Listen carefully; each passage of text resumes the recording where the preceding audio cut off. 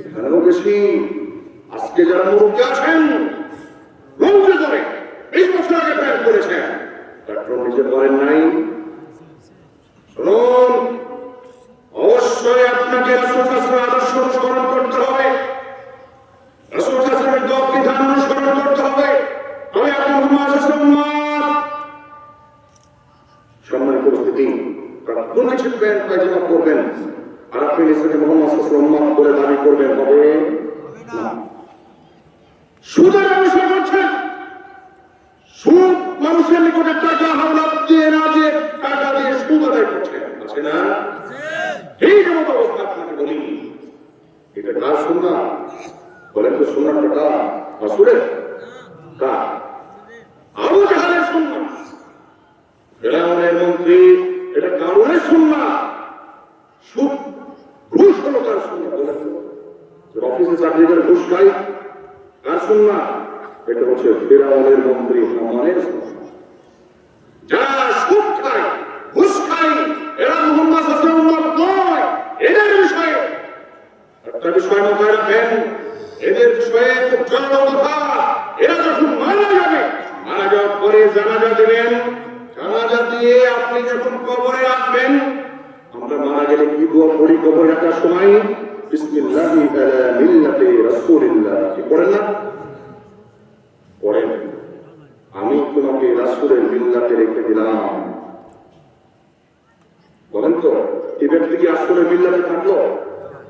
হ্যাঁ, ও তো মারা সময় প্রান্ত নিচে পায়, ওর পকেটে বেড়ি, ওর মানুষের নিকটে সুদের টাকা খেতে খেতে মারা গেছে। বোঝেন বিষয়টা? ওই ব্যক্তি মারা যাওয়ার সময় মানুষের নিকট থেকে ঘুষ খেতে খেতে মারা গেছে। ও সরকারি চাকরি করত, পুলিশ ছিল, পুলিশের এসআই ছিল, এসপি ছিল, ওই ব্যক্তি পাসপোর্ট অফিসের চাকরি ছিল, ওই সচিব ছিল, যতদিন সরকারি চাকরি করেছে ততদিন ঘুষ খেয়েছে। ও জানাতে যাবে? দেখেন ঠিক অবস্থা আপনাকে বলি। আমি যদি বলি বিসমিল্লাহি আলা মিল্লাতি রাসূলিল্লাহ, তোমাকে রাসূলের মিল্লাতে রেখে দিলাম, কথাটা সত্য হবে? কি বলতে হতো? বিসমিল্লাহি আলা মিল্লাতি আবু জাহাল, যারা সুদ খায়, তাহলে কি সঠিক হতো না? বিসমিল্লাহি আলা মিল্লাতি হামান, যারা সরকারি চাকরি করে ঘুষ খায়। যত হারামখোর আছে বাংলাদেশে তার অধিকাংশ যারা ঘুষ খায়, বাংলাদেশে যারা সরকারি চাকরি করে, আমি বলি এরা অধিকাংশ হারামখোর। এরা মাশাআল্লাহ একাত্তর হয়তো পাওয়া বলে জেলা নেই, অধিকাংশ সরকারি চাকরি হারামখোর। আমি যার বলাই বলবো, যত পুলিশের এসআই চাকরি করে এরা কেউ মানুষের বাচ্চা নয়। যদি মানুষের বাচ্চা হতো তাহলে পরে মানুষ বিপদে পড়লে তারা সহযোগিতা করত, সুযোগ নিয়ে একটা মানুষের নিকট থেকে টাকা পোষাতে চেষ্টা করত। মানুষের বাচ্চা নয়, তারাই পুলিশের এসআই চাকরি করবে। এই মানুষের খাতা থেকে নাম কেটে যায়। ইল্লা মাশাআল্লাহ দুই একজন কবে হাজারে লাগে ঘুষ খায়। আমার কথা মনে বেশি হয়ে গেল নাকি? যে দেখেন থানা বিপদে পড়ে, আমার পরিবার একটা মিথ্যা মামলার সঙ্গে জড়িত, মিথ্যা মামলা, সম্পর্ক নাই, সত্যতা করে। এরপরে তদন্ত আসলো, তদন্ত রিপোর্ট কিছু করতে পারে না, প্রতিপক্ষ টাকা দিয়ে দিয়ে রিপোর্ট যে কোনো মূল্যে তার বিরুদ্ধে আনতেই হবে। রিসেন্টলি ঘটনা ঘটছে, এসআই তাকেও আমরা সত্য করে ধরলাম, তদন্ত করা অবস্থায় দেখেন অবশেষে যার নিকটে টাকা নিয়েছে বাদী পক্ষ, মিথ্যে মামলা করেছে, তার টাকাটা দালাল করতে হবে, তাই না? এবার কি করছে? অবশেষে যখন পারছেই না, এবার বলছে যে মোবাইল ট্যাপ করে আমি বিষয়টা দেখি। ট্যাপ করে দেখা গেল যে ঘটনাস্থলে ওই ভিকটিম যারা ছিল তারা কেউ নাই। বুঝলেন বিষয়টা? আবার এবার বলি, আমরা তো কিছু পেয়ে থাকি, বুঝলেন বিষয়টা? আমরা কিছু পেয়ে থাকি, অনেক পরিশ্রম করছি, সরকারের চাকরি করি, টাকা বেতন দিচ্ছি না। এরপর আসেন মানুষকে যে কোনো ভাবে হয়রান করতে পারলে, যার কারণে বাংলাদেশের মধ্যে সবচাইতে অভিশপ্ত বাহিনী, বাংলাদেশের মধ্যে সবচাইতে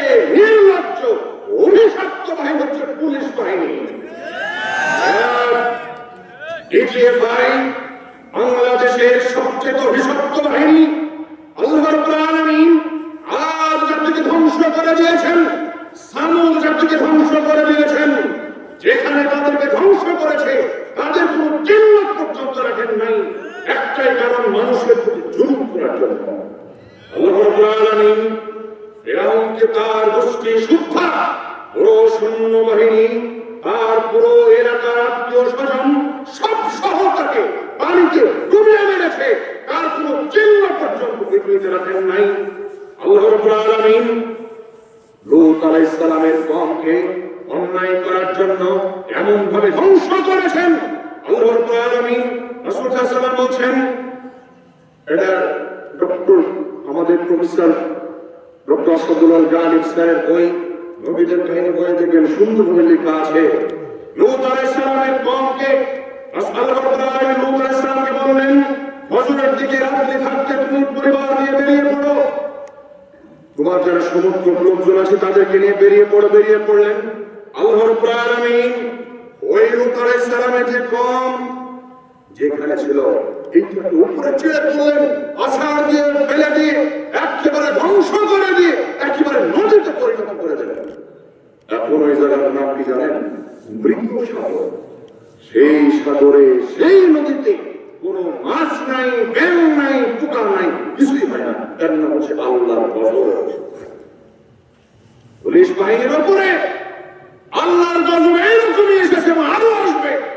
যদি তারা কোনো সংশোধন না হয়, পৃথিবীতে সবচাইতে বড় পাপের মধ্যে সবচাইতে বেশি বড় পাপ, যেই পাপের কারণে পৃথিবীতে একটা মানুষকে পৃথিবীতেও শাস্তি পেতে হয়, বড় ভালো শাস্তি পেতে হয়, তার নাম হচ্ছে জুলুম। কি বুঝলেন? যে জুলুমটা বাংলাদেশের পুলিশ এবং র্যাব করে।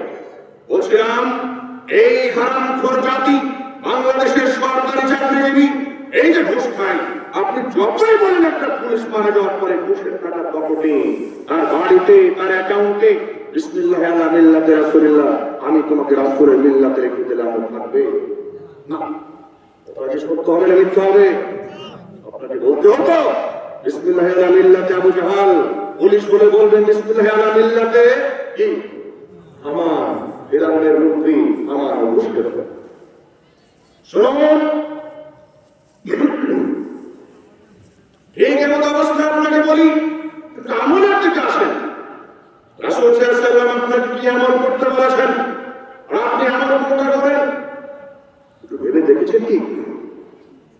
আমল করতে যে পৃথিবীতে চলা অবস্থায় রাসূল সাল্লাল্লাহু আলাইহি ওয়াসাল্লাম বলছেন, একটা হাদিসে অনুবাদ করি, সহিহ বুখারী হাদিস, কুল্লু উম্মতি ইয়াদখুলুনাল জান্নাহ, আমার সকল উম্মত জান্নাতে প্রবেশ করবে। সুন্দর কথা, তাই না?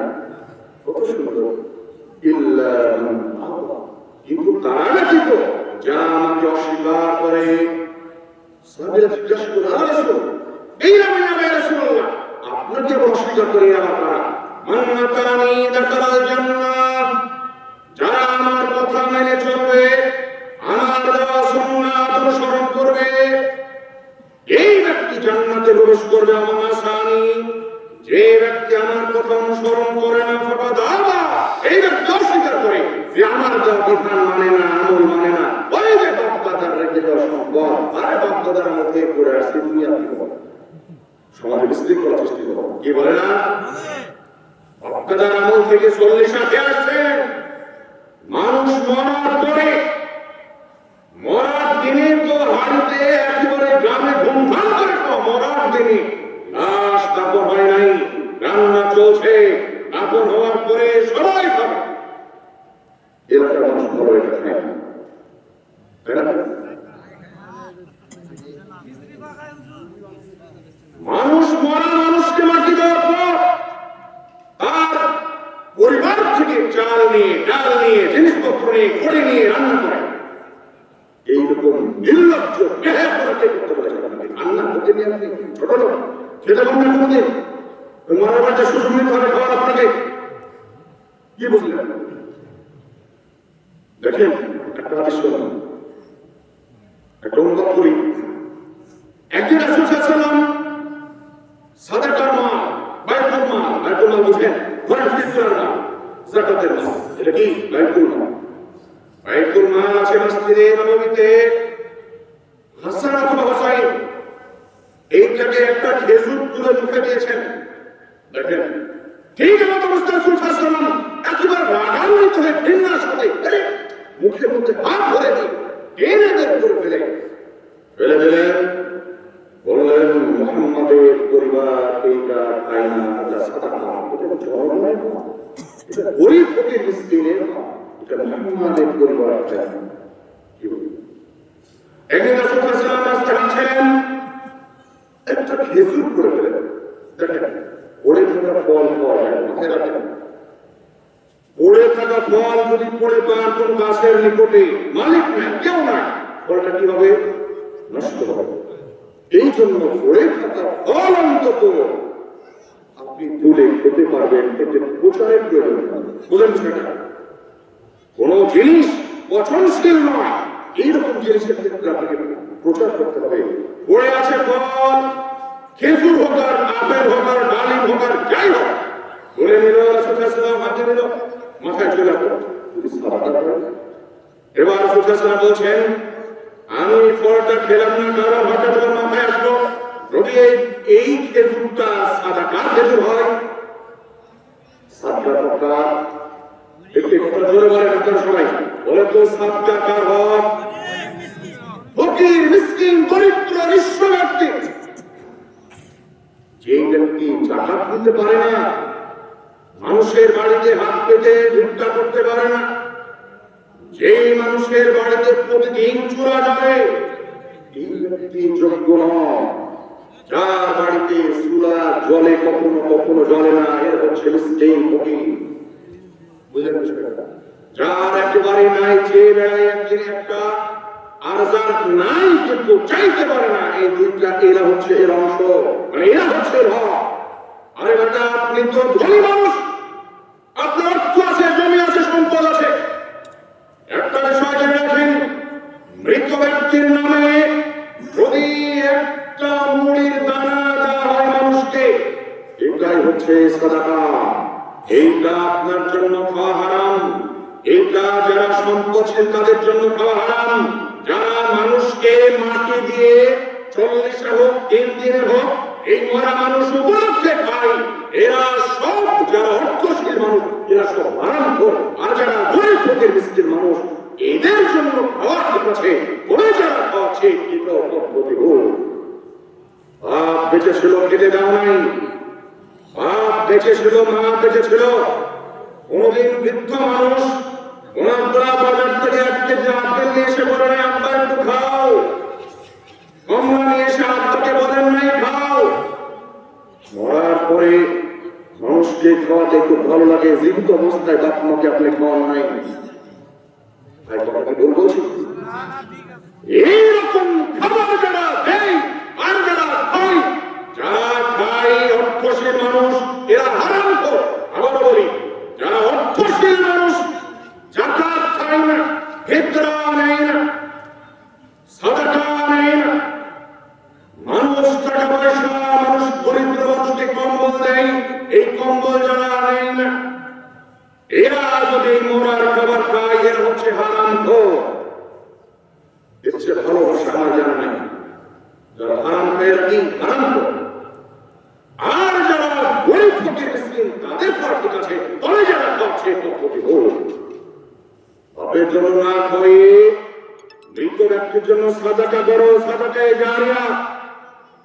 মসজিদ মাদ্রাসায় বিল্ডিং করে দেন, 10টা ফ্যান মসজিদে দেন, এলাকার মানুষ পানির কষ্টে ভুগছে, একটা টিউবওয়েল করে দেন, এলাকার গ্রামের ভিতরে রাস্তাটা ভাঙা চড়া, রাস্তাটা মেরামত করে দেন, বাপের নিয়ম কারেন্ট একেবারে সাথে সাথে আপনার বাপ একদম সাথে সাথে আপনি পেয়ে যাবেন। বুঝতে পারেন নাই? আপনার এলাকায় একটা মানুষের পরিবার কোন কারণে কষ্ট পাচ্ছে, সেই পরিবারকে আপনি স্বাবলম্বী করেন বাপের নিয়তে, একেবারে নিঃস্ব দরিদ্র। আপনার এলাকায় একটা মানুষ ক্যান্সার রোগে আক্রান্ত হয়ে মারা যাচ্ছে, তাকে আপনি ক্যান্সারের চিকিৎসাটা করান,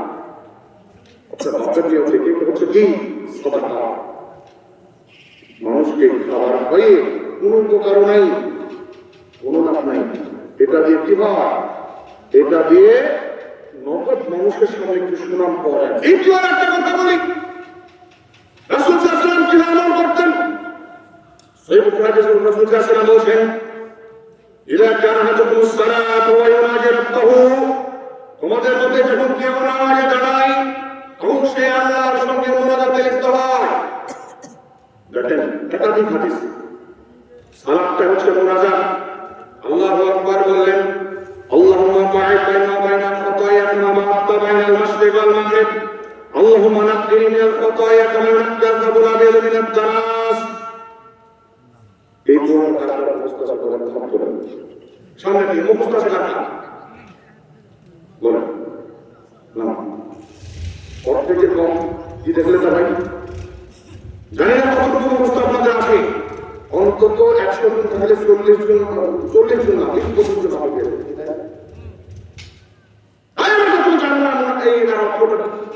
এই ভাইয়ের জন্য কবি আল্লাহুম্মা বা'id বাইনা ওয়া বাইনা খাতায়া, আল্লাহ তুমি আমার গুনাহ খাতাকে ক্ষমা করো। আল্লাহুম্মা বা'id বাইনা ওয়া বাইনা খাতায়া কামা নাক্কাল সাবুল আবিয়াদ মিনাদ দানাস, আল্লাহ তুমি আমার গুনাহ খাতাকে একদম পরিষ্কার করো। সাবুল আবিয়াদ মিনাদ দানাস, একেবারে ধুয়ে মুছে পরিষ্কার করো। সাবুল আবিয়াদ মিনাদ দানাস, সাদা কাপড়কে ধোয়ার পরে এরকম শুদ্ধ হয়। আল্লাহুম্মা আগসিল খাতায়া বিল মা'i আস-সালজ ওয়াল বারদ, আল্লাহ তুমি আমার গুনাহ খাতাকে ধুয়ে পরিষ্কার করো পানি দ্বারা, বৃষ্টির দ্বারা, বরফ দ্বারা। আল্লাহ তুমি আমাকে এবং আমার পাপকে কাঁচা করে রাখো, পশ্চিম এবং পূর্বকে আল্লাহ ঢেকে করে রেখেছো। কত সুন্দর রকম